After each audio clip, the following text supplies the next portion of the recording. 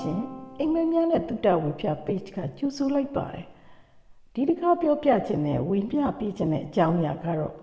တစ်ဖက်သားကတင့်ပေါ်မှာဘယ်လိုသဘောထားလဲဆိုတာကိုသိချင်ရင်သိနိုင်တဲ့နီလန်းလေးပါဒါပေမဲ့ဒါကတော့အခြေရင်းနဲ့ပို့ပြီးတော့သက်ဆိုင်ပါတယ်တင့်ရဲ့ချစ်သူပေါ့နော်တစ်ဖက်သားဆိုတဲ့နေရာမှာလဲသူဆိုတဲ့နေရာမှာလဲတင့်စိတ်ထဲရင်နဲ့နှလုံးသားတွေကတကယ်ချစ်တဲ့သူကတင့်ပေါ်မှာဘယ်လိုသဘောထားလဲဆိုတာကိုသိဖို့ပါသူဆိုတဲ့နေရာမှာလက်ရှိချစ်သူဖြစ်ချင်မှလည်းဖြစ်မယ်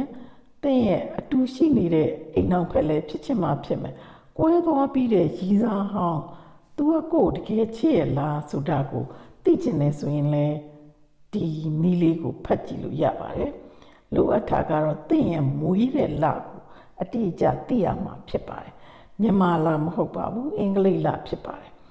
အုပ်စုတစ်ထဲမှာပါဝင်တာကတော့ September August January နဲ့ November တို့ဖြစ်ပါတယ်အဲ့လိုဆိုခဲ့ရင်တော့တင်းနှလုံးသားထဲမှာရှိနေတဲ့သူကတင်းနဲ့သူနဲ့ဟာအမှတ်မထင်တွေးဆုံတာမဟုတ်ပါဘူးတွေးခဲ့တဲ့အချိန်ကတော့ကြာချင်းမှကြာမယ်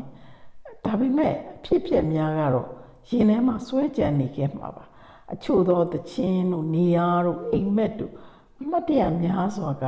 သူ့ကိုမိမရနိုင်အောင်တင်းစိတ်ထဲမှာရှိနေမှာပါမိမရပဲနဲ့အသက်တဖန်အမြဲလိုပြန်တရိယာနေမှာဖြစ်ပါတယ်သူ့ဘက်ကလည်းအလားတူပဲဖြစ်ပါတယ်အုပ်စုနှစ်ကတော့မတ်လမွေးတဲ့သူဧပြီမွေးတဲ့သူဇူလိုင်နဲ့ဒီဇင်ဘာမွေးတဲ့သူတွေအတွက်ပါခံစားချက်တွေကတင့်ဘက်ကမိထားလိုက်ပါပြီဒါပေမဲ့ဒီပုံမြင်လေးကအဆုံးသတ်မသွားပါဘူးတစ်ဖက်လူကတော့သူ့ရဲ့ရင်ထဲမှာအမှတ်တရတွေတိမ့်ထားပြီးတော့တင့်ကိုတစားတန်းတာနေစေဖြစ်မှာပါဝေးကွာနေရပြီမဲ့လို့လဲသူ့ရဲ့အတွေးအာရုံထဲမှာတော့တင်ဟာအမြဲတမ်းရှိနေမှာဖြစ်ပါတယ်အုပ်စု၃ထဲမှာပါတဲ့လူတွေကတော့မေလမွေးတဲ့သူအောက်တိုဘာဖေဖော်ဝါရီနဲ့ဇွန်လမှာမွေးတဲ့သူတွေဖြစ်ပါတယ်တင်တို့အတွက်ကတော့အချစ်ရေးနဲ့ပတ်သက်ရင်ပေါ့နော်အပြောင်းလဲတစ်ခုကလာနေပြီဖြစ်ပါတယ်ဖုံးကွယ်ထားတဲ့အမှန်တရားတွေနောက်ကျနေတဲ့ကိစ္စတွေဖွင့်မပြောနိုင်တဲ့အကြောင်းအရာများတွေကို